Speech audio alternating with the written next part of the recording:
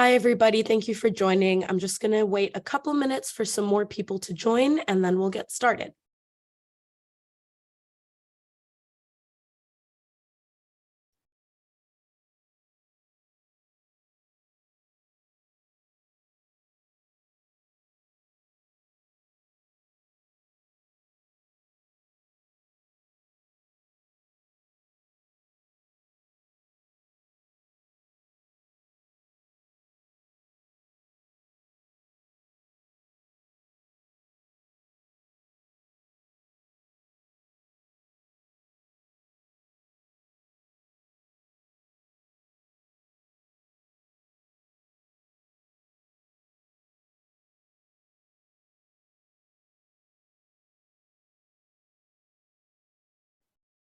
Just going to give it another minute or so before we start. Thank you for being here, everyone.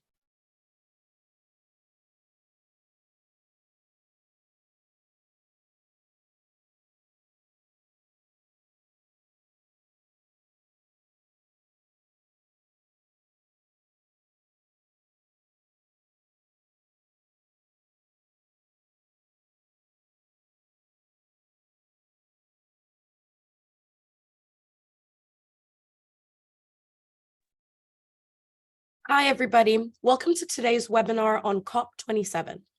The webinar will be hosted by myself, Tanya Vora, and it will include speakers from our policy team, Ben St. Laurent and Juana Hernandez. Ben attended COP27 in Sharm el-Sheikh, and the other two are policy experts themselves, and they will be able to give you an accurate reflection of the key takeaways from COP27. Before I hand over to Lucien, I would like to go over some house rules.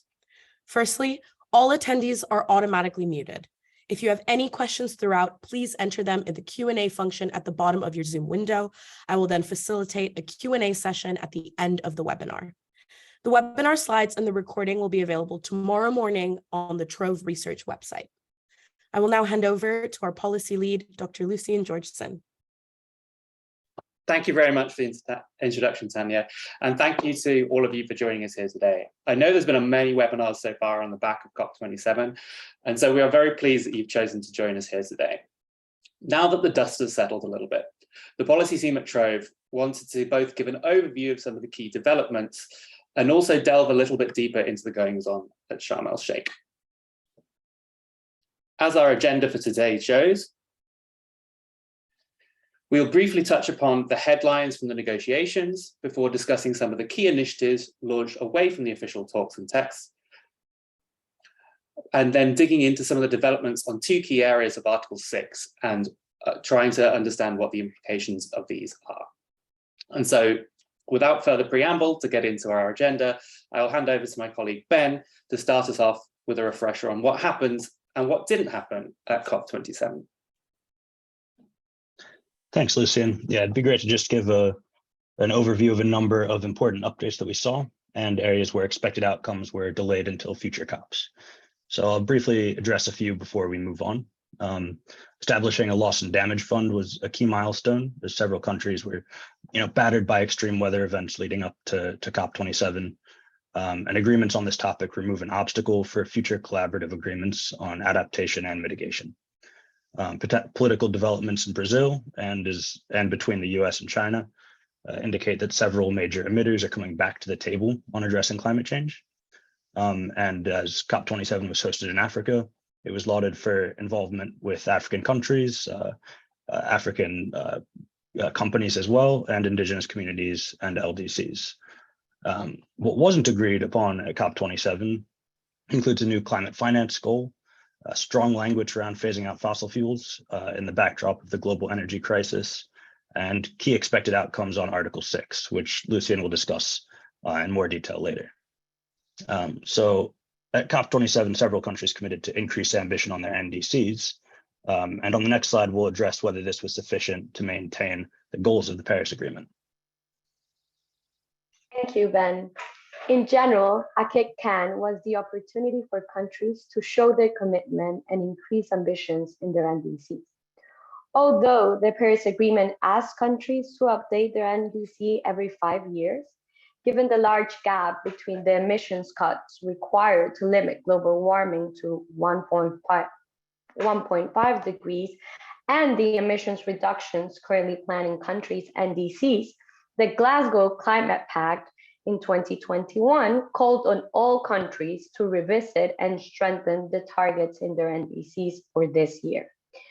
What we have is that since COP26, only 34 countries have submitted a new or updated NDC, and only 19 of these increased their ambitions. From these 34 countries, only 3 are among the top emitters in the world. Here in the table, we have the 10 NDCs that were recently updated in those months around COP. And from these 10, they only account for 3.35% of the global emissions. Overall, what this shows is that there wasn't much momentum during COP. This was not a surprise after all. In the middle of a complex geopolitical scenario between the war in Russia, the energy crisis, high inflation, and other factors, it was expected for countries to hold back from increasing ambitions in their NDCs. Thank you, Juana. So this leaves us in some ways looking elsewhere to understand where the key climate action pledges happened at COP27. And so to start this off, we will explore several key initiatives that were launched in Sharm el-Sheikh. Thanks, Lucien. And before delving into some of the developments at COP27 relating to voluntary carbon markets, we think it'd be useful to set the scene with a very quick overview of how carbon credits are and should be used. So on the left, we see a decarbonization pathway, which contains 2 credible use cases for carbon credits. One in the long term, leading up to the net zero target year, where removal credits can and should be used to neutralize residual emissions. This is a requirement to meet net zero in the target year for most standards. In the near term, either reduction or removal credits can be credibly used for beyond value chain mitigation. That occupies the space on the left-hand side of the graph underneath the decarbonization pathway. Within most standards, this activity is merely encouraged, leaving a gap in guidance for the near-term use of carbon credits. On the next slide, we'll see 2 updates at COP27 that involve the development of standards for net zero claims. The UN high-level expert group on net zero released a report covering several topics, including the use of credits. And ISO released guidance for other standard-setting bodies to follow, but not for companies to follow directly. So while neither is meant to exist as a standard for corporates to follow, we can use them to explore how credits should be used towards climate commitments. Across all standards, there's quite broad agreement that the use of credits should be a supplement and not a substitute for deep decarbonization, and that all organizations listed here recommend companies prioritize immediately reducing value chain emissions. There's also near consensus that credits should not be used towards interim targets. All but the VCMI prohibit or dissuade the use of credits for this use. VCMI's bronze label will potentially offer the first pathway for certifying the use of carbon credits towards near-term emission reductions until 2030. The VCMI consultation feedback was published during COP and indicates that there's some pushback on using credits to meet interim targets. This comes particularly from civil society organizations who argue that this leads to greenwashing and ignores the mitigation hierarchy. So now looking at the 4th category down, there's broad consensus that credits should be used towards beyond value chain mitigation claims, but no credible standard exists yet for companies to communicate their commitments to supplement deep decarbonization with the purchase of high quality carbon credits. Only VCMI, when it's released, will certify the use of credits towards beyond value chain mitigation. SBTI has announced that they will publish guidance on beyond value chain mitigation next year, but it's uncertain whether they will certify claims in this area. On the next slide, we look at 2 other topics recommended by the UN high-level expert group, transition planning and accelerating the regulation of climate commitments and disclosure. So in addition to the guidance on the use of credits, the UN explores how recommendations can be turned into regulatory requirements. The VCM, however, is designed for voluntary use of carbon credits, and these regulatory steps don't mean that claims will become mandatory.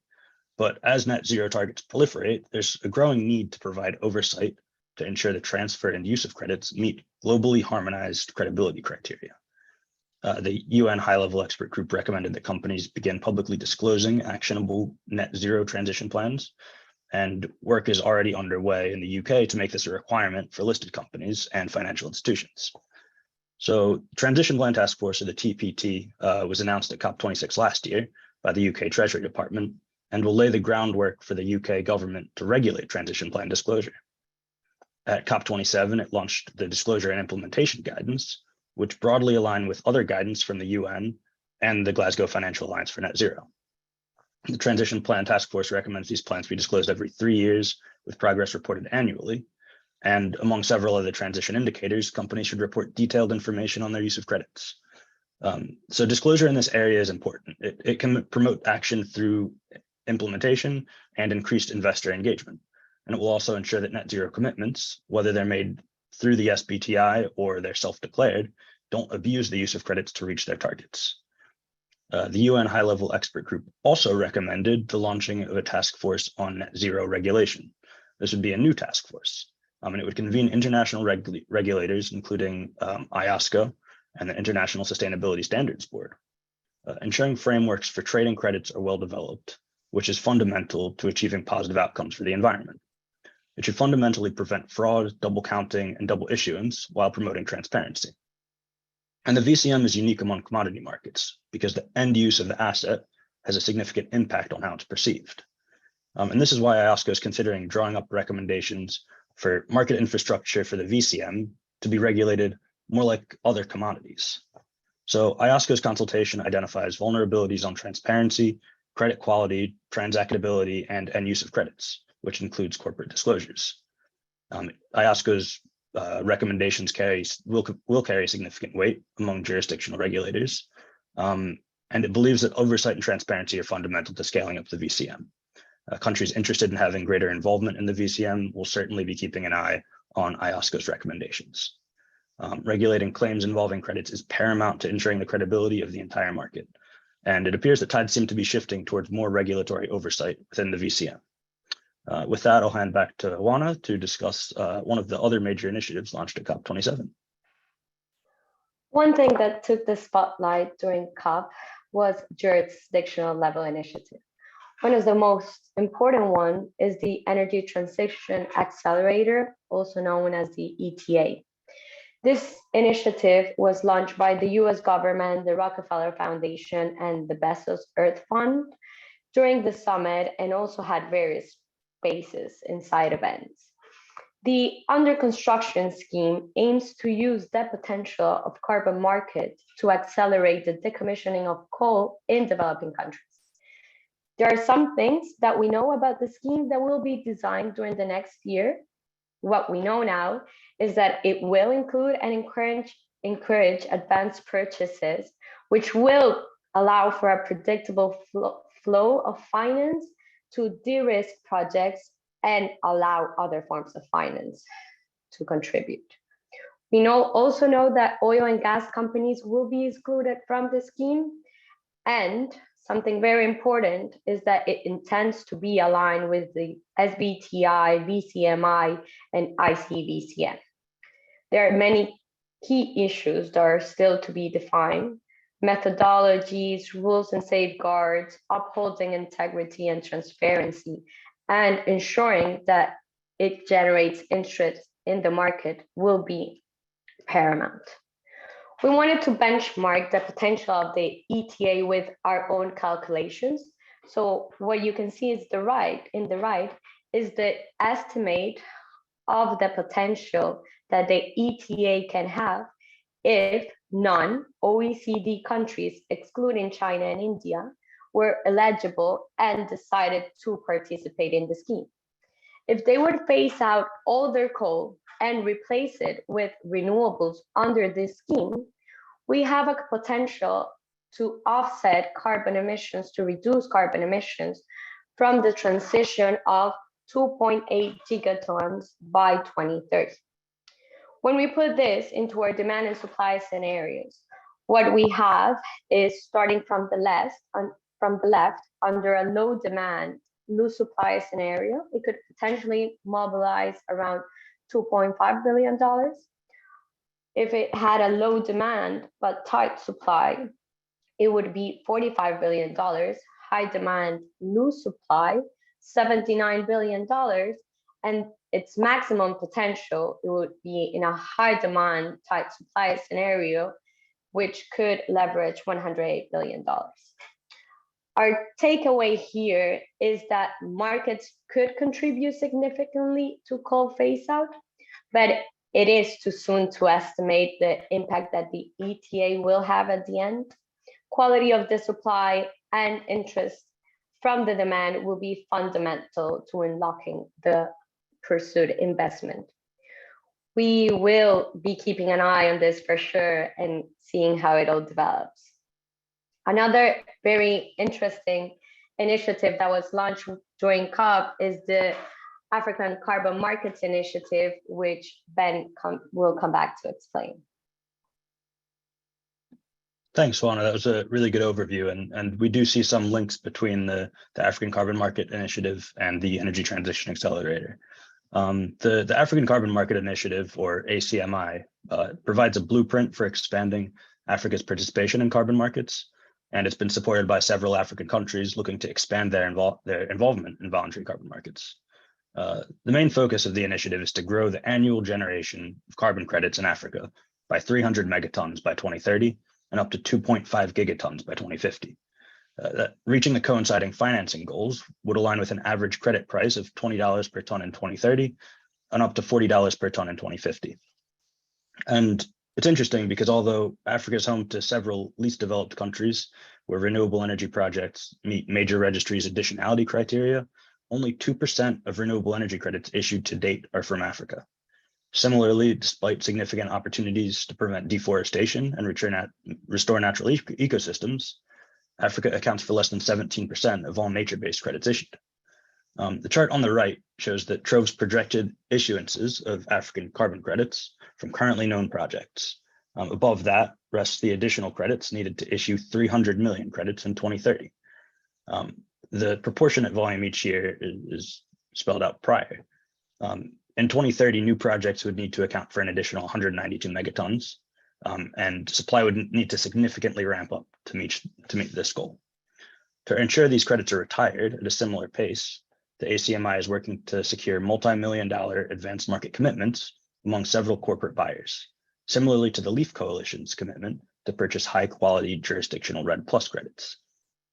These advanced offtake agreements are important because they can help fund capacity building for project development, monitoring, and verification. But the ACMI also aims to develop financing mechanisms to de-risk investments, and on the demand side, advocate for carbon neutral products to accelerate demand. With that, I'll hand back to Lucien to talk about some of the country agreements. Thank you, Ben. Thank you, Juana. These initiatives show some of what was hoped for when COP27 was billed in some circles as the implementation COP. And another area of implementation that saw a lot of interest was country-to-country cooperation under Article 6.2. So at this point, we wanted to talk through that a little bit more. But first, we just wanted to give a quick intro to what happened with Article 6 at Glasgow and what it is and sort of where the situation was at prior to the beginning of negotiations in Sharm el-Sheikh. So Article 6 was one of the big outcomes from COP26 in Glasgow. It covers market-based and non-market-based tools for the international transfer of emission reductions in order to meet climate targets. Getting a framework in place for this had taken from the initial agreement of the Paris Agreement back in 2015 all the way through to the Glasgow COP in 2021. But while the overall agreement was formed, there was still a lot of work required to get the various measures under Article 6 up and running. And it's probably fair to say that what was on the agenda at COP27 was not delivered in its entirety. In the next two sections of the presentation, we're going to look into two parts of Article 6 in particular. 6.2 that covers country-to-country cooperation, and 6.4 that covers the crediting mechanism for the Paris Agreement. We also wanted to highlight some key terms so that while we're running through these two things are clear for everyone on the webinar. So A6.4 ERs, as they're often referred to, are the Article 6.4 credits under the proposed and to be developed mechanism. CDM transfer refers to the limited time use of CDM credits as is towards first NDCs. And CDM transition is the movement of CDM projects to the new 6.4 mechanism if they comply with the new methodologies and rules and country approval and alignment with NDCs. Country authorization is the process by which a corresponding adjustment is applied to increase the host's target when a transfer takes place to ensure that transferring emissions reductions does not reduce the overall climate ambition. And finally, to note, there are two rather similarly named bodies that have important roles in getting both 6.2 and 6.4 mechanisms up and running. The supervisory body that will run the Article 6.4 mechanism and oversee that, and the subsidiary body, which is the overall UNFCCC Technical Advisory Group. So the place to start would be to highlight that COP27 in some ways did leave us with a lot of the guidance in place for country partnerships through 6.2, but certainly not everything we needed to know. While a lot of the nuts and bolts were decided, like how transfers will be tracked, what role there will be for a central international registry, the finalization of how corresponding adjustments will be accounted for against single year with interim and multi-year targets, for example, has been slated for COP 2029 in November 2024. Sorry, COP29 in November 2024. There was significant concern, though, raised on the sidelines and in the aftermath of COP about the open-ended definition of and provisions for dealing with confidentiality under the 6.2 mechanism, with potentially some higher emitting nations having blocked language that would require countries to at least justify why they would mark information within agreements as confidential. But at this point, we think it's important to reflect to what extent the agreed registries and tracking of emissions reductions and future negotiations at COP27 on how the expert review will work when confident information is considered confidential, and also the provisions for how countries have to respond to expert review and what happens when they don't respond, could lead to some mitigation of the risk to the transparency around climate action that takes place under Article 6.2. While definitely a real concern, the transparency risk may relate more to countries agreeing unfavorable terms with host countries, a lack of prior informed consent, and a lack of benefit sharing with local communities and other similar issues, rather than the accuracy and the integrity of the emissions accounting itself. Another important discussion for COP28 could be whether countries can ever back out of an arrangement unilaterally, or in Article 6.4, ever revoke unilaterally the authorization for corresponding adjustments. This could have a significant impact on the confidence that countries and other parties have in the Article 6.4 mechanisms. But countries are moving on regardless in many cases. They are indeed, Lucian. Although there are issues that still remain unresolved under Article 6.2, that is not holding countries back from signing bilateral agreements for internationally transferred mitigation outcomes, also known as ITMOs. Here in the picture, we have on the left, the sellers that are selling credits, and on the right, the big buyers. We've identified three different categories for the different agreements that were announced during COP. First one in green are the authorized credits. Ghana and Switzerland authorized the first emissions transfer under the Paris Agreement after only a year of signing their initial bilateral agreement. In blue, this is a major outcome that we're seeing already from the Paris Agreement. In blue, we have the signed agreements where we got Ghana and Singapore, Papua New Guinea with Japan both signing agreements. And in pink, we identified the agreements that are on an early stage. It can be memorandums of understanding or other types of announcement. And we identified Papua New Guinea with Singapore working on one, Peru and South Korea, Mongolia and South Korea, and Gabon and South Korea. This was complemented by the launch of several capacity building initiatives focused on Article 6 and mainly on this country-to-country cooperation. The EU launched their capacity building initiative, so did the World Bank, the Global Green Growth, and Japan's Article 6 partnership moved 60 signatory countries. As we can see, there is a lot of action happening on this topic, and this is just the start of it, of what it's becoming a very complex picture on tracking ITMOs or bilateral agreements and how this will impact targets. Thank you, Juana. Yes, certainly we think that this is going to become a complex but important part of tracking climate action that takes place underneath the Paris Agreement and countries' progress towards their target. And certainly, we're thinking about how that's going to become part of something that's part of the policy team up here at Trove's work going forward. So yeah, thank you, Juana. And moving on to Article 6.4, expectations were high, maybe a little too high for what could be hashed out between Glasgow and Sharm el-Sheikh when it comes to Article 6.4 and the crediting mechanism. And after the supervisory body's meeting just before COP ended without an agreement on some issues, expectations probably should have been lowered. So the key takeaway here really is that the real implementation of the Article 6.4 mechanism cannot happen until at least 2025. And things probably need to go relatively smoothly over the next year or 2 years in order to make that happen. So moving on to what happened at COP27, some of the agreed outcomes were mostly procedural. And with safe proposals having already been agreed by the supervisory bodies meeting at the beginning of November, just before COP. There was some greater guidance on how both the transfer and the transition of CDM credits will happen. Transfer will be a full cancellation of the credit from the CDM registry and then recreation of that CER, that CDM credit in the new system. And we'll touch a little bit more on the state of the CDM translation as we move through this section of the webinar.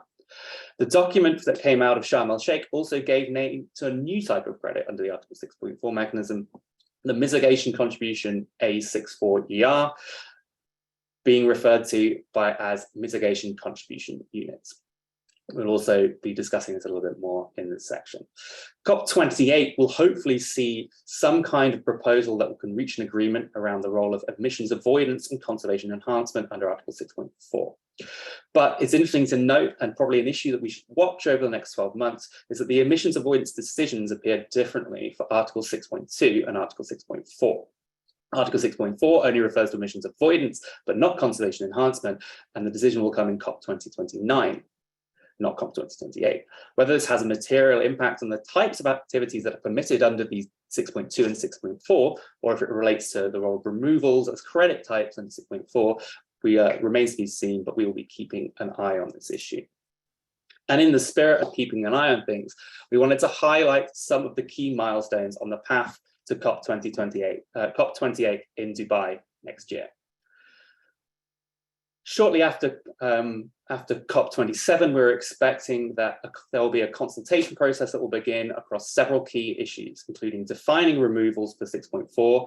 The issues that this will have to cover include permanence, reversals, crediting periods, and others, emissions avoidance activities, and how the registries for 6.2, the so-called international registry, and the 6.4 crediting registry, and other international systems will interact. And this consultation will run until March 2023. Given the diversity of opinion that we saw on these issues, this is really important to try and come together on a synthesis of opinions that will hopefully be able to produce an agreement by COP in 2023. The subsidiary body will then need to produce a synthesis report as an input for the concurrent meetings of the subsidiary body.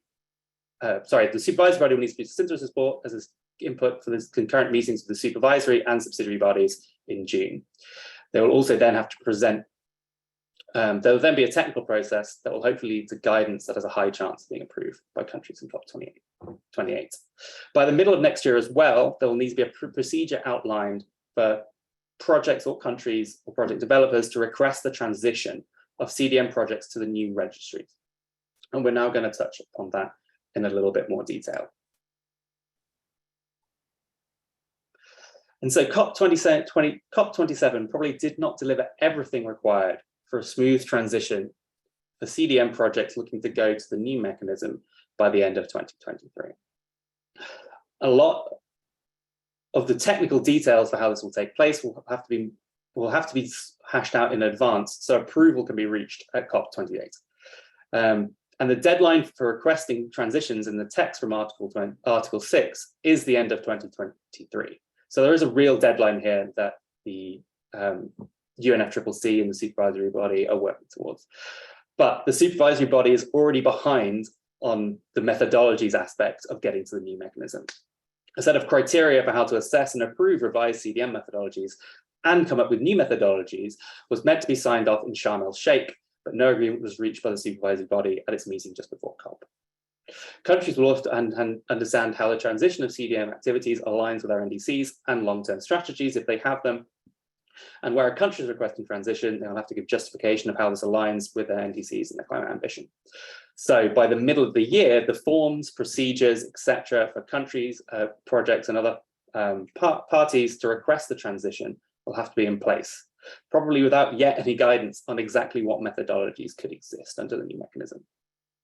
And so the timeline for the CDM transition has really only become more squeezed as a result of events in COP27. And on 6.4, the final issue that we wanted to touch upon was this new type of credit reduction that was agreed in the text released in Sharm el-Sheikh, the mitigation contribution A64ERs or mitigation contribution units.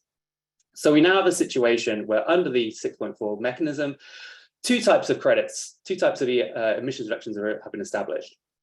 Those with an authorization from the country that will then carry a corresponding adjustment and can be used towards NDCs or CORSIA if authorized for one or both of those purposes, and an unauthorized mitigation contribution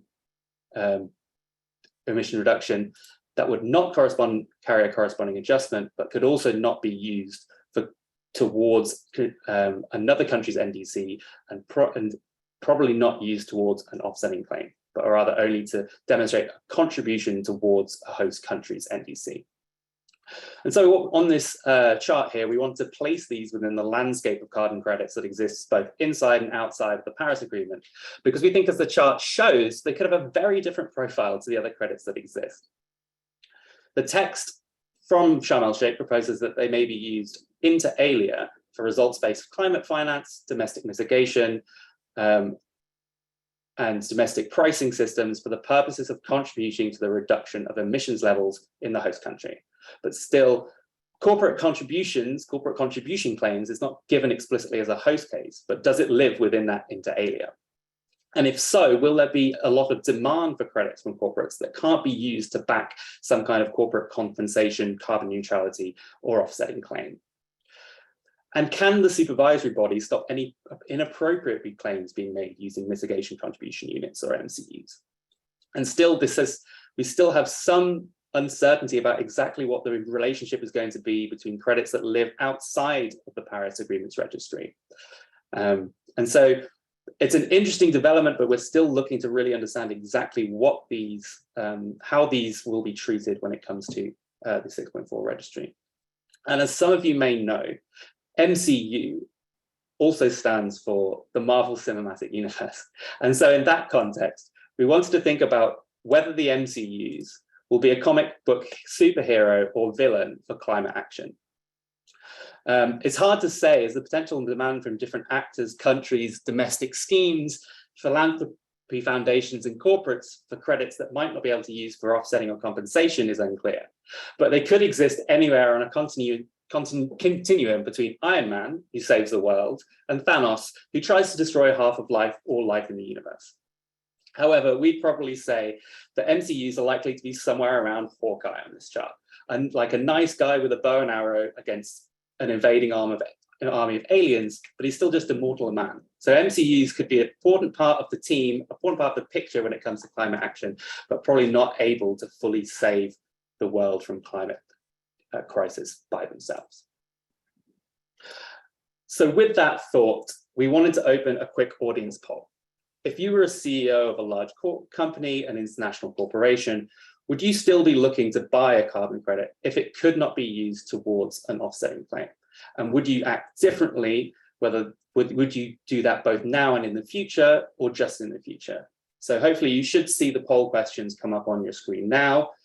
Please participate. We'd love to get your answers and feedback.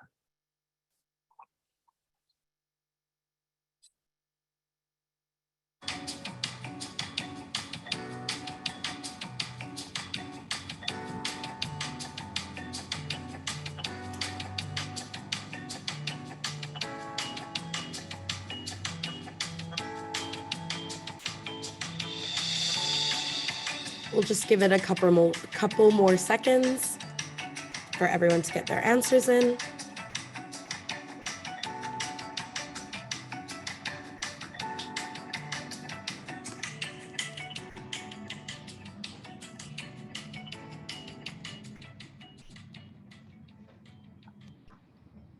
All right.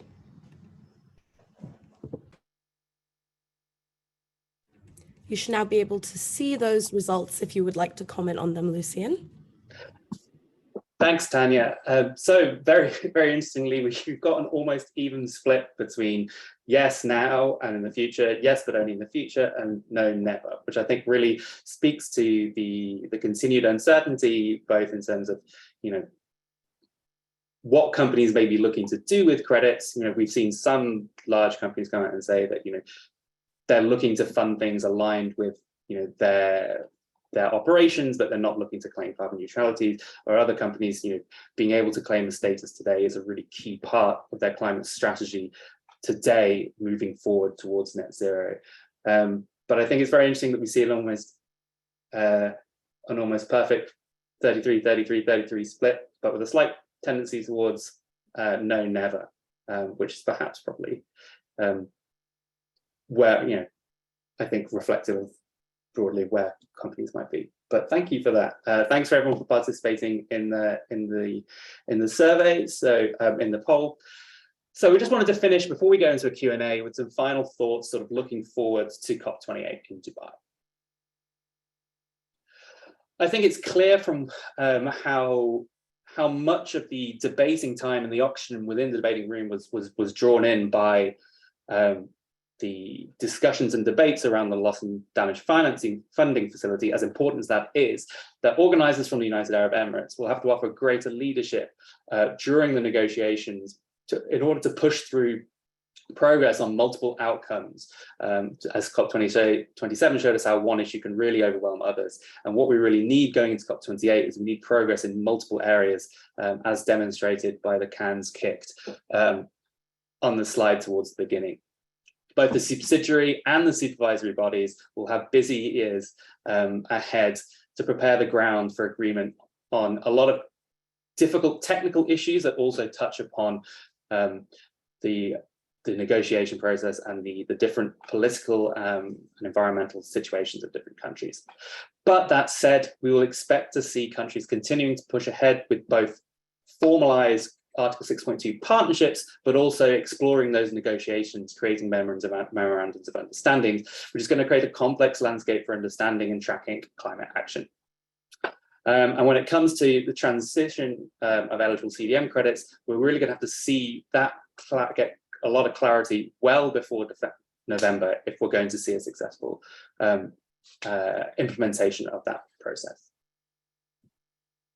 Thank you. And so with that, I'll hand it over to Tanya to lead us through our Q&A session. Thank you so much, Lucien. I'm now going to read out a few questions. Thank you so much for all the questions that you guys have been sending in. We had a large number, much more than we usually get, as this has been an incredibly interesting webinar. So thank you guys for putting that together. My team has helped me to select a couple questions that I will read out and delegate to our analysts. The first one here is for Lucien. According to the existing standards, while companies are decarbonizing in line with their targets, can companies use carbon credits to compensate for their emissions and make carbon accounting adjustments and claims corresponding to that? Thanks, Tanya. Yeah, and thanks for that question. I think they certainly can. The strength of the guidance and exactly what that looks like, I think, varies. I think what we've seen in some ways, for example, on the SBTI, is that they've now moved from a position of saying that encouraging companies to engage in this beyond value chain mitigation, to saying that companies should do it. Well, should is not a requirement, but it's stronger than encourage. So I think that, you know, the key has always been that the SBTI and others are focused on making sure companies hit that ambitious emissions reduction target, especially through to, you know, rapid emissions reduction by 2030. But are now seeing that exclusively focusing on that is going to take away a lot of focus and a lot of funding from things that are very, very important right now and very, very important in a number of countries. So to answer your question, yes, I think we'll get a clearer picture probably in the first half of 2023 of exactly what that guidance will look like from the Voluntary Carbon Market Integrity Initiatives, the VCMI, and whether there will be any possibility for that bronze standard that exists in the VCMI for companies to use credits towards their mitigation their reductions pathways in addition to compensating, or whether the guidance will solidify more around, it's got to be around the high ambition of hit your mitigation reduction pathway, including scope 3 straight away. Thank you so much for your answer, Lucian. I have one here for Juana. It's a question on the ETA. Are the 2.8 billion tons of ETA savings for all years through and including 2030? Thank you, Tanya, and thank you for this question to clarify.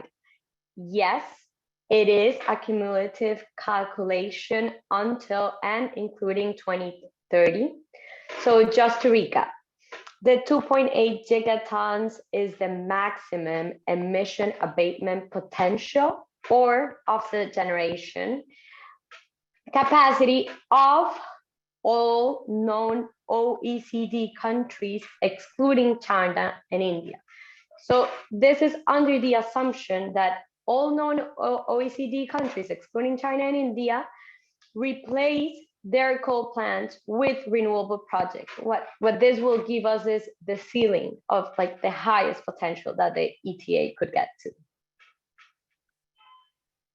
Thank you so much, Juana. That was very clear. I have another question for Lucian on ITMOs and avoided emissions. What's the difference between avoided emissions and reduced emissions? Are RED+ units considered avoided or reduced emissions in this context? Thanks, Tanya. Yeah, another really important question.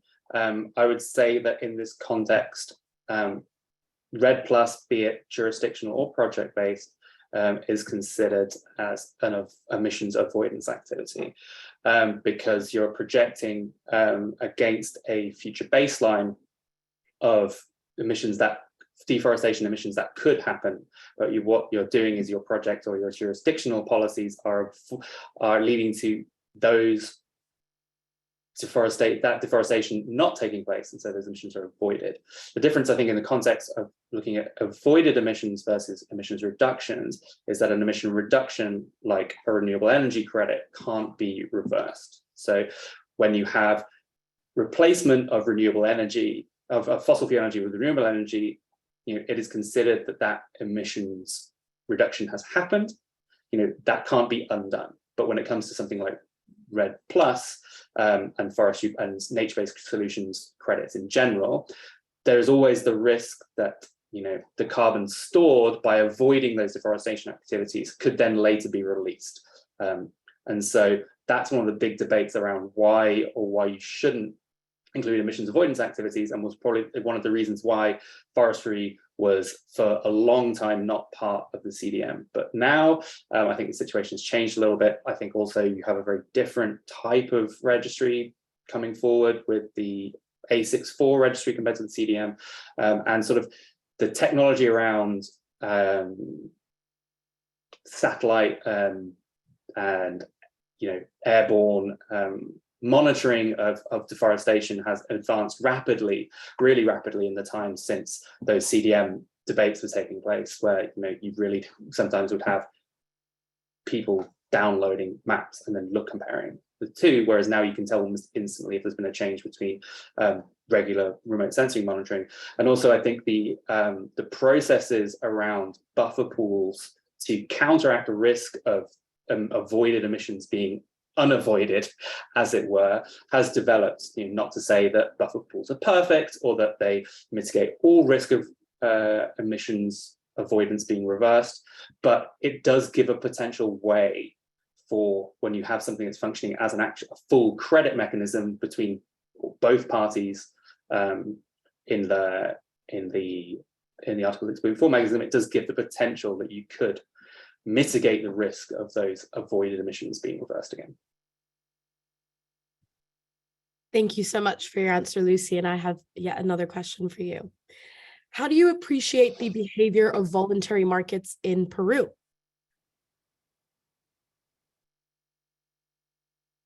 That's a great question. We've been looking into voluntary markets within Peru. We think that actually,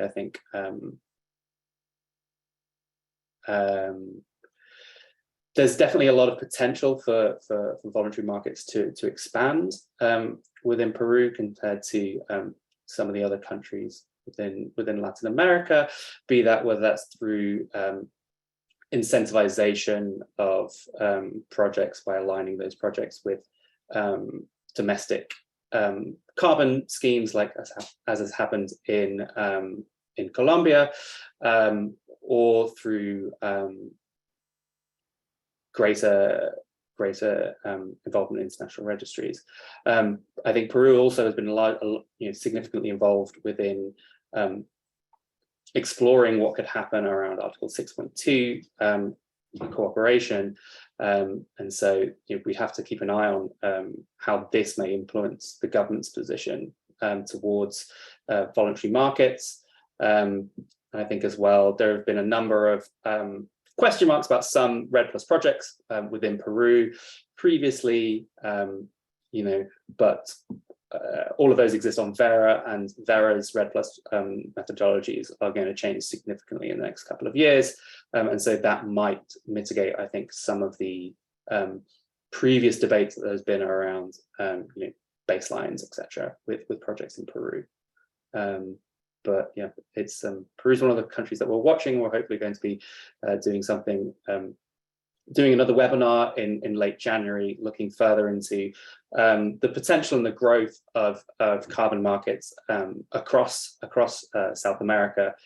So if you're interested in the voluntary market in Peru, please do keep an eye out for the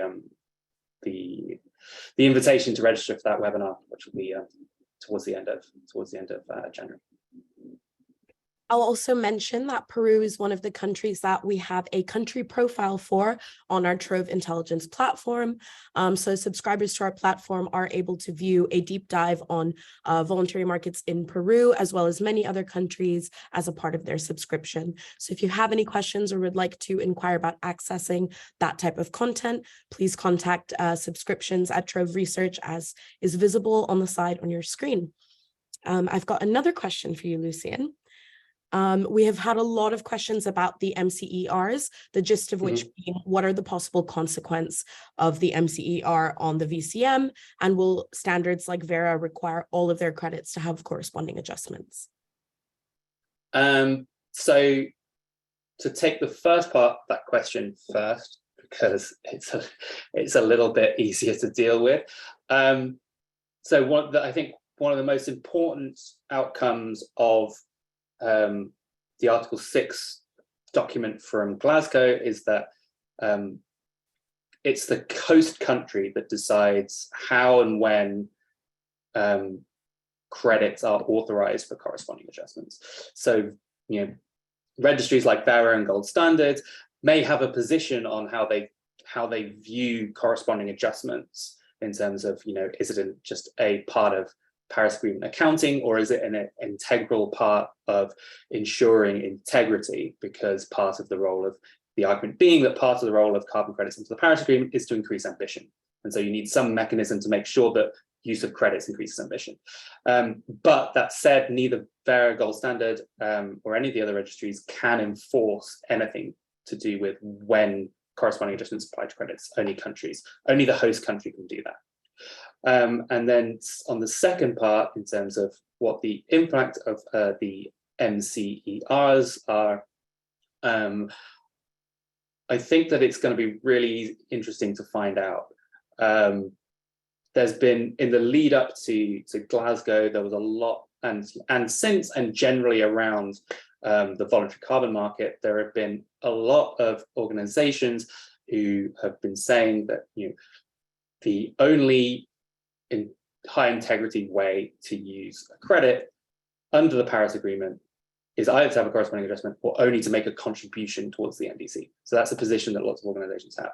So I think that the question has always been, and it showed through in the poll that we had, is like, is there a demand for that? And if you insist on that, are you actually going to lead to less climate action because you're taking away one of the motivations for different parties to engage with, you know, with buying credits? So I think in part it kind of deals with one of the little inconsistencies of the text from Glasgow is where that is listed as saying, you know,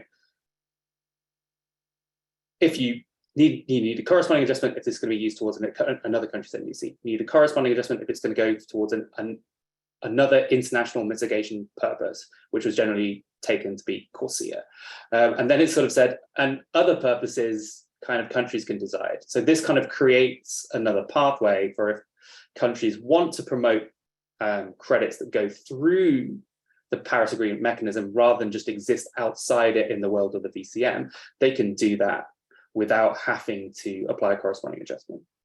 I think this is also probably something that would be quite beneficial for a number of least developed countries, the group of small island states, the group of landlocked developing countries, because in order to put in place this system of corresponding adjustments, it's going to require a lot of capacity building, a lot of accounting, and you know, we've seen organizations are really starting to build out, you know, that capacity in a number of countries, as we saw those in those initiatives that Juana mentioned previously. But to have a way in which countries can engage with the official Paris Agreement registry without having to apply a corresponding adjustment, I think is really important for a number of countries. You know, I think that there's probably a number of cases where the country doesn't have sufficient resources to support certain types of carbon credit project or renewable energy development. There is a case to be made, and this is kind of the case that gets made with why only certain countries are now eligible for renewable credits under certain registries, that those things may always be additional. And so in order to limit countries from participating by saying you have to apply a corresponding adjustment to transfer, you're going to limit a lot of important climate finance from getting to countries. So I think in that way, it could have a really important role in facilitating the participation of countries in the Article 6 reform mechanism who don't want to also increase their own target. Thank you so much for answering that, Lucy. And I have just one final question before we wrap up this webinar for Ben. And I think it's a poignant one to end on. As we know, Africa is a crucial region, and it shouldn't just be something we mention at COP, but an action program. Ben, are you aware of any tangible follow-up action by ACMI? Right, and that's a great question. You know, COP was hosted in Africa, and there was definitely a lot of focus, but we need to be cognizant that it doesn't just slip into the background as we move on. You know, ACMI, you know, definitely its targets seem intangible, right? It's ambitious long-term targets, but I'm certainly somewhat optimistic. If we look at the Leaf Coalition, it's created a big potential with its demand signals, and I think that's probably the biggest takeaway from the ACMI as well. If it's able to signal enough demand in the market, I think that the capacity and supply will only increase. Companies that sign up to the ACMI, they have 2 years after signing a letter of intent to purchase African credits. So I think, you know, I'd love to give a direct answer, but I think we'll have to see over the next couple of years whether this does scale up in supply. I think we'll definitely see probably within the next year, we'll see whether demand really materializes for African credits, because there's so much potential in Africa, but it's just not, the supply isn't there yet. And it would be great to facilitate that supply and it's a really great way to, channel financing to lower developed countries. But yeah, I think there's definitely potential. There's also the potential to develop a biodiversity credit. The ACMI is looking into the possibility to do that, which could also be a financing stream.